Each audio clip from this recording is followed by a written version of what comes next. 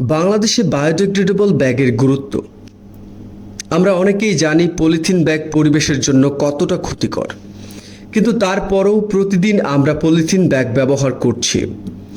বাজার থেকে শুরু করে মুদি দোকান, খাবারের হোটেল, রেস্টুরেন্ট কিংবা ফার্মেসি, প্রায় সব জায়গাতেই এখনও পলিথিন চলছে আগের মতোই।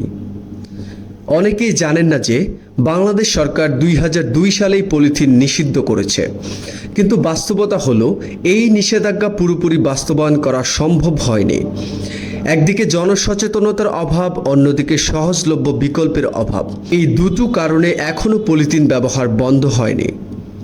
এই পরিস্থিতিতে আমাদের সামনে এসেছে নতুন একটি বিকল্প, বায়োডিগ্রেডেবল ব্যাগ।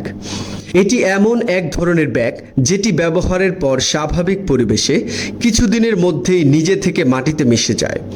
প্লাস্টিক বা পলিথিনের মতো শত শত বছর ধরে পরিবেশ থেকে দূষণ করে না, ফলে এটি পরিবেশ বান্ধব, নিরাপদ এবং ভবিষ্যতের জন্য টেকসই।